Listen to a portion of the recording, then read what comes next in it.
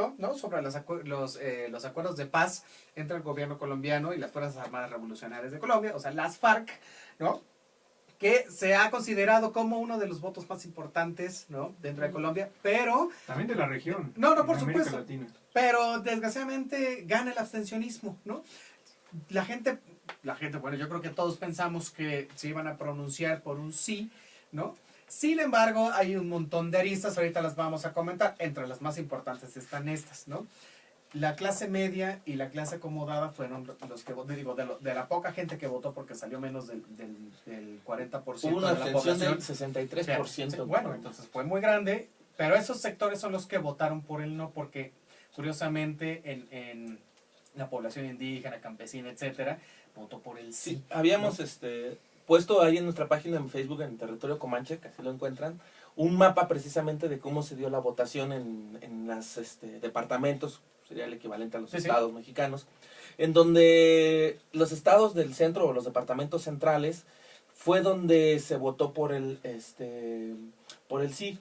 En cambio, en donde se vivía, que eran Al revés, el sí era por la paz, el no era para... Sí, perdón, donde se votó el no. No, en cambio fue en los departamentos que están en la periferia, donde se votó por el sí. Por el sí, es correcto. Y ¿cómo se llama? Y en estos departamentos pues fueron donde más se había vivido la violencia, ¿no? Así es, fíjate, 37.43% de los votantes elegibles fueron los que acudieron, ¿no?, a este plebiscito. Y sobre el 18.79% de la población colombiana en edad de votar decidió que los acuerdos de paz pues no serán implementados. Ahora, yo escuchaba a mucha población colombiana, ¿no?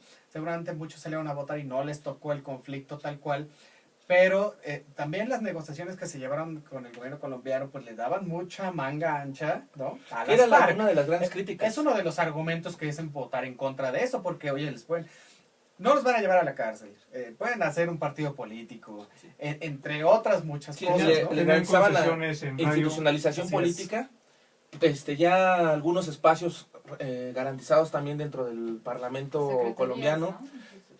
Lo que menciona Lalo, también les garantizaban espacios en medios de comunicación. Hacia los medios locales, radios en medios locales, amnistías, que es más, hablaban también de una reforma, de la primera reforma agraria del siglo XXI, que era el reparto de todos aquellos territorios controlados por las FARC, que fueran repartidas por el gobierno para uso tanto agrícola como de habitación, claro, o industrial. También se hablaba de que iba a haber tribunales especiales para ver los delitos que se cometieron durante ese periodo, pero no iba a haber sentencias, no iba a haber simplemente indiciados, nada, no iba a haber indiciados, sino simplemente se iba a pedir, bueno, que aceptaran su culpa, en fin, y hasta ahí, ¿no? Claro, pero porque iban a gozar de inmunidad. Un sector muy grande de la población sí se pronunció contra esto, sobre todo todos aquellos que le desaparecieron un hijo, ¿no?, que tuvieron un secuestrado, etcétera. Pero también mostraron algunos, pues, parte de algo que es muy difícil, que es el perdón.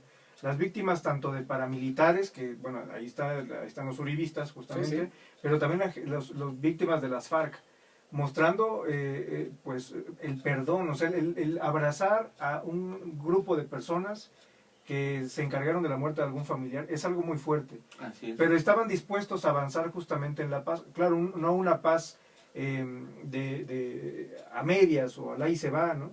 Un poco como lo de Mandela, ¿no? Con el apartheid, sí. etcétera. Que esa es una de las enseñanzas, ¿no? De, okay, el perdón, pero es para ver hacia adelante. Hay que decir... ¿no? Y es muy controversial, por supuesto. Sí, hay varias aristas en este tema, sobre todo, bueno, como ya lo mencionó René, el tema de la participación, que el tema de la participación en este plebiscito en Colombia realmente fue muy baja, al igual que baja es la participación que hay en las elecciones en Colombia.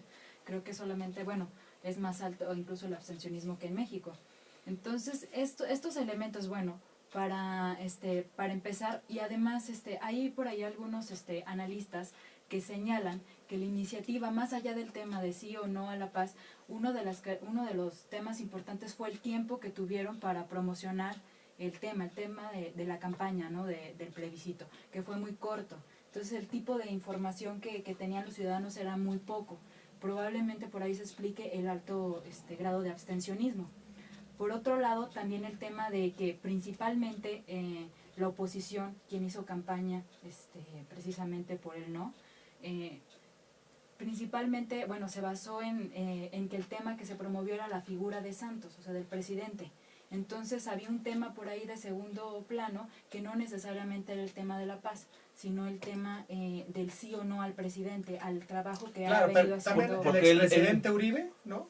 Estuvo haciendo una campaña también muy fuerte contra el presidente. Sí, ahí hay que ver que son del mismo partido. Sí, el presidente el expresidente Álvaro Uribe precisamente era el que encabezaba el voto al no, mientras que Juan Manuel Santos era el que encabezaba el voto al sí. Hay que decir que este proceso de paz no solamente empezó este año, ¿no? Que nos lleva varios años que están en negociaciones. Sí, claro. Estuvieron involucrados Cuba, estuvieron involucrados Chile, Venezuela, Brasil. En fin, ¿no? Incluso, y desde estos años que lleva, creo que desde 2009 para acá, o un poquito menos, que se ha estado negociando la paz, el presidente Santos, que por cierto también cuenta con muy poca popularidad en su país, a diferencia de Uribe, había tomado esta como su principal bandera política, ¿no? De ahí que muchos decían que efectivamente, más que votar por la paz, era votar esto por Santos, ¿no? A favor de Santos, mejor dicho, lo cual era difícil de llevar a cabo porque precisamente él tiene muy pocos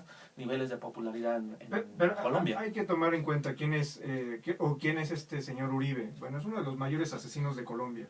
Él está a favor no solamente de continuar con la guerra con las FARC, es una guerra de más de 50 años, sino con el uso de paramilitares para acabar con la guerra. Así es. Entonces, es uno de los principales promotores de la guerra en Colombia. Y hay que recordar un hecho. Un familiar suyo murió. Un familiar suyo, pero no solamente eso.